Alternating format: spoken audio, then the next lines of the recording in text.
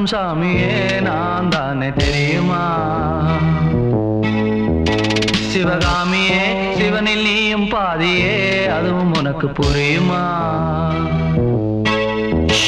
சுபலாலி லாலியே